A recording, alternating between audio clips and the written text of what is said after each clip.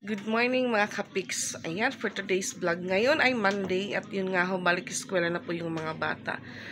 So si Ate Izra tapos na pong maligo. Si Ate Patpat na lang po yung maligo. Tapos na po ako din pong magluto ng mauulam nila mga kapiks. So ito po yung ulam nila ngayong almusal. Ayan, nilutuan ko po sila ng corned beef dahil ito din po yung favorite nilang iulam sa umaga. So, makulimlim na morning mga kapiks dahil madilim po sa labas. Sad po yung langit ngayon, sad. At yan, may natira pong kanin kagabi. So, hindi pa ako nagsaing ng bago.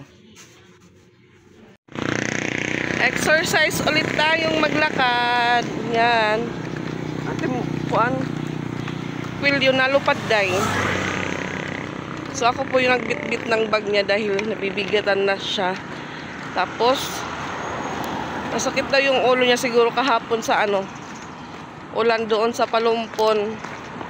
So baka may bioflow po si Nika. Hingi ako doon para makainom siya. Ano yung pandala mo? Yan yung katabi ko. Dala niya yung maliit niyang electric fan. Good morning po, good morning. Si Piyang siguro mga kapiks. Di po pumasok, baka tumuloy yung lagnat niya. Kasi kahapon ng umaga, wala na po yun. Pagdating ng hapon, mga alas 5, malapit na kami sa sa alang-alang, bumalik yung lagnat niya. So itong katabi ko parang nalagnatin din siguro. Kaya painumin ko siya mamaya ng bioflow. Ayan. May kapareho daw siyang maliit na fan na kaklase niya.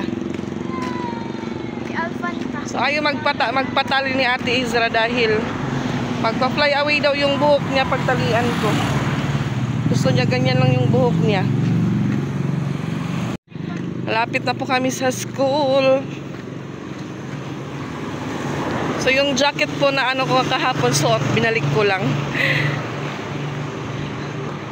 Nakakahiya pong maglakad ng walang bra. Choice.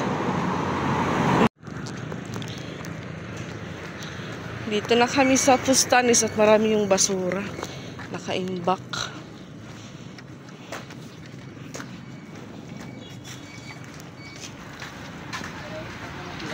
Stuck, naka-stuck. Ito yung nauna.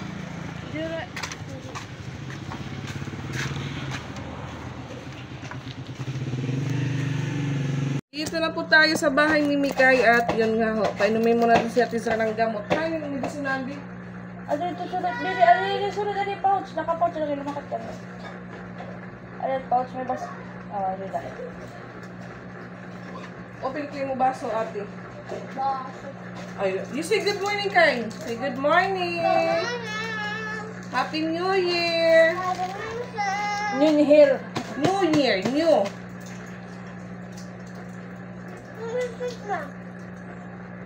Dali na gaday. You say Happy New Year. So, punta muna ako sa mga kapiks. Bilan ko sa Ate Patpat ng food truck. Wala po siyang food truck. Wait. Kanya yung food truck dati. Walang Paris day. Kasi yung isang food truck niya po nawala yung kapares. So, bye-bye. Hindi po kami nakabili ng food truck niya. Ubus na po yung mga binibenta dito malapit sa school nila. Pag makapunta ko ng downtown, doon lang bibili. At ayan mga kapiks, nakauwi na pa ako galing sa school. So yun nga po yung tindahan, binuksan ko po para maliwanag po sa loob ng bahay. So back to normal ulit po tayo ngayon, maghuhugas, mag-iigib at maglinis ng bahay dahil wala na po si Papa Pix. Si Papa Pix po yung taga-igib namin dito. So ngayon, nandun po siya sa Cebu kina Mama Dax. Tapos 5 po ngayon, 5, 6, 7. So yung sakay niya po sa Tuesday or Wednesday po ng gabi. 11 PM yung flight niya po. At so ayan, mamaya na po ako mag-display ng mga natirang paninda ko. So maghuhugas po muna ako at mag-iigib ng tubig dahil sunduin ko naman po yung mga bata mamaya. Then try ko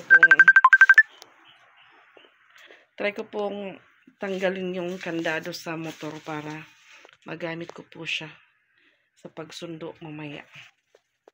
Tapos na din po akong maghugas mga kapiks. At ayan po yung naiwang sibuyas sa loob ng ref. Meron na po siyang ugat. Pwede na po siyang itanim. Medyo madami-dami pa po itong sibuyas mga kapiks.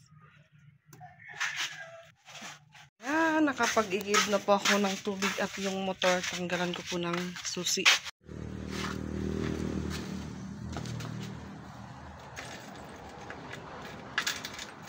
Yung lock niya pala nandito lang sa susigin po ng motor.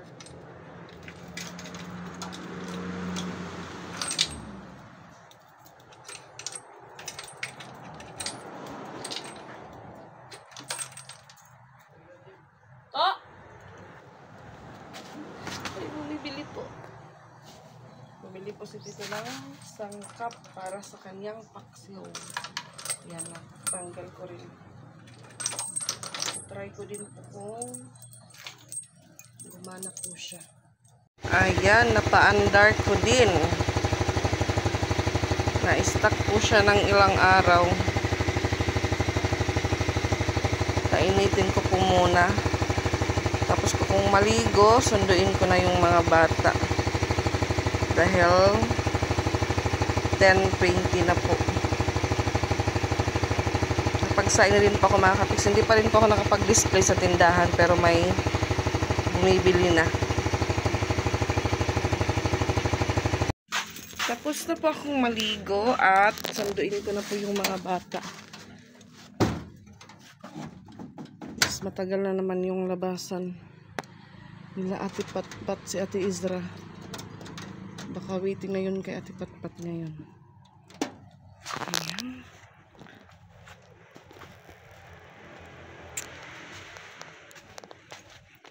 Maganda ang araw.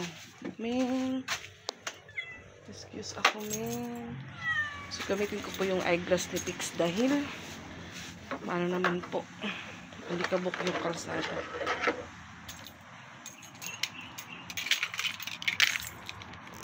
Ayan, suot ko na po siya.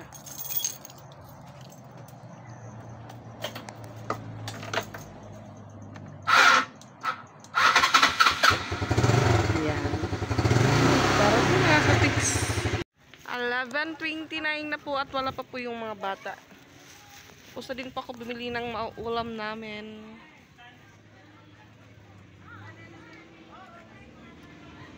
Marami pong bulaklak yung makupa.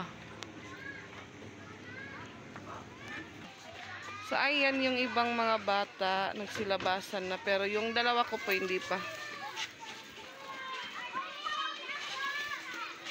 Ayan po si Ate Lani. Nagtatanong po siya kung nandyan si Pix. Sabi ko wala. Nakakapasyal siya sa bahay dahil nahiya siyang pumunta sa amin. Ewan ko sa kanya. So ayan, kahit ganitong lang po, may bunga na po siya.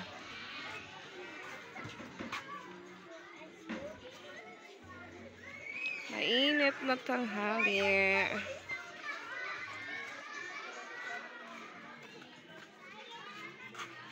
Ayan, 12:24 at kalalabas lang po ng mga bata. Nauna si Ate Izra, so binalik na po sa kanila yung kanilang Christmas lantern.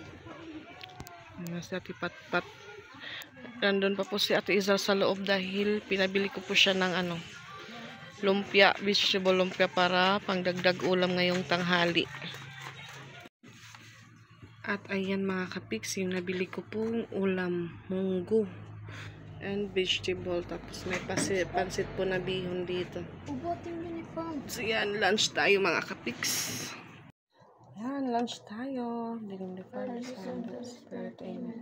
Bless us, O Lord, for this day give, which your water should for the content of Christ, O Lord. Amen.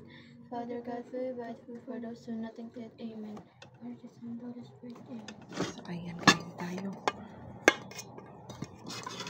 So, yun nga ho. Papasok na po kami dito sa amin. Muntik po kaming matumba. Doon sa may putikan. Buti na lang po may, kami ng,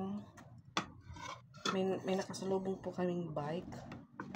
Buti na lang po, parang nakano po ako. Naitukod ko po yung, naiapak ko agad yung paa ko. Hindi po grabing natumba. Kasi yun nga ho, hindi po naayos ipapapix yung preno sa unahan ng motor, sa unang gulong. So yung preno po nandun sa huli. Kaya ayun, hindi po kami nagkaanuhan ng nakasalubong kong bike kung saan siya dadaan, tapos ako. So kami po yung napuro sa sa may putikan. Doon po kami napadaan sa may putikan. Ayan, wala po kasing pakbit dahil mahal yung mga gulay daw ngayon. Kaya yung nabili ko po munggo, bihon na pansit, tsaka lumpia. So, yun nga ako, tinawagan ko agad si Pix. Pero sinabihan niya na po ako na walang preno yung unang gulong. Tapos, yung sa likod naman, matagal kumagat o yung dumikit yung preno. Kaya yun po yung nangyari. So yung dalawa ko parang naman, hindi agad nakapag kung ano yung gagawin. Pero ito mo, iba mo. Ano sa lumpia? Diba nasit lumpia? Ito ba? Iba lumpia. Pero ito. Iba tarang ito.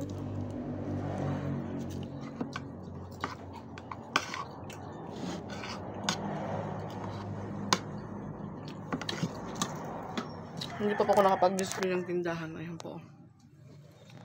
Wala pa po siyang laman.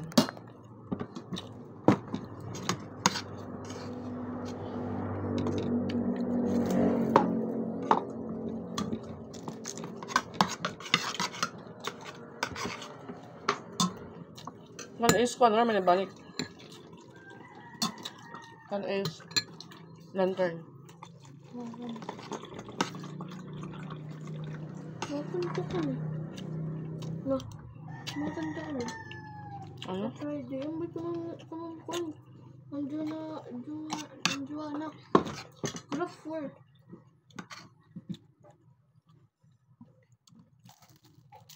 Nag-group. Simba? Ano? Nag-group kami 4. Para ano? Kanta. Ano nga kanta? Parang ano tayo. Udah mulai kayo room. Mapi? Enggak mau doang. Mama, hai. Pwede pa rin maitaas mo. Sabi niyo. Ma, di ba may nainti ako tutulong? Pwede pa ito maitaas. Dapat. Mapi ka.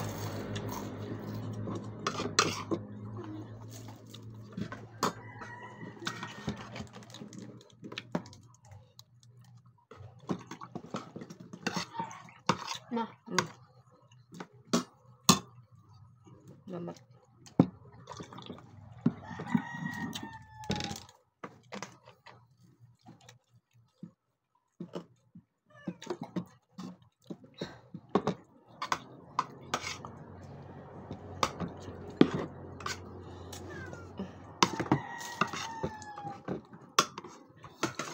Bumili pa ako ng pansit dahil kahapon po nung nasa barko kami, may nakita pa akong crew sa barko or trabante po doon. Kumakain po siya, yung ulam niya, bihon na pansit. So ako parang gusto ko pong kumain. Timing yung binilang ko ng ulam, may pansit na bihon. Bumili lang din ako mga kapiks.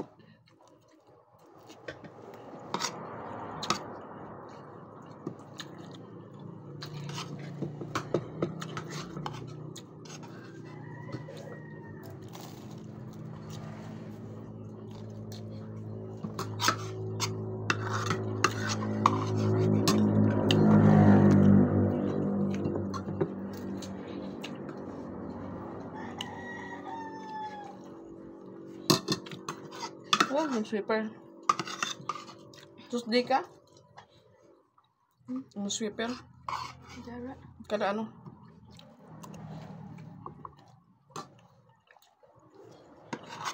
Thursday. Thursday. Boss. Thursday? At sa Ma'am Karen, ano si Ma'am Karen? Nakarayo. Ha? Ang bag mo, teacher? Makaraon ang pugod doon po siya mo. Ano yung subject? Dari, kunwari Ma'am Lovely, kunwari nga dapat English. Is done na Filipino. Dari, one, PSP.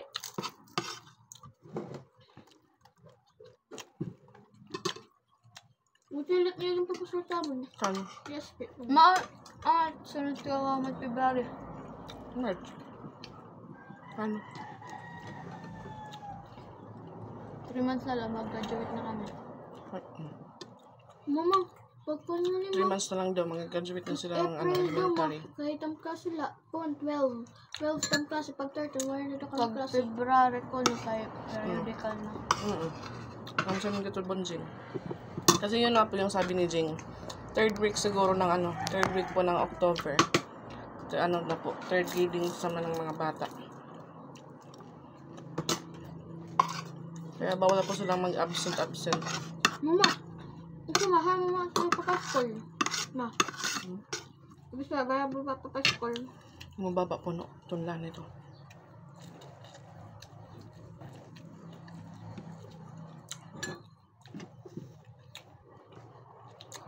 Ikaw ay ka mga school. Natasibo? Manyato Tito Bunjing. Ito katurugan Tito Bunjing. Tinanong ko siya kung saan siya mag-high school, sabi niya sa Cebu. Sa isip ko naman po mga kapiks, parang kung magkahiwalay kami. Wala na nga si Pix. Tapos, kumbaga si Ate Izra, maano pa sa amin. Wala na po, dalawa na lang kami ni Patpat. Ano naman kiton mo? Ano grade? Ay, grade 1 na kiton ma. Grade 5 ka pala ito pa. Grade 12. Pag na niya. Pag kuwan. Tapos nga nikan ang kul. Waring grade. Kain po tayo ng pansit na bihon.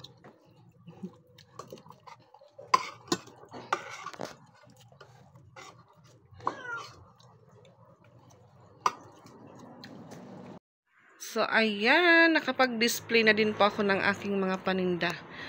So, kaunti lang po yan mga kapiks. Pero para sa akin, madami na po. So, yan ulit yung mga pinasok ng langgam yung glass ko. Kaya dito ko lang muna nilagay yung matatamis na biscuits. So, ayan mga kapiks. Thank you for watching and see you in our next vlog. Bye-bye po.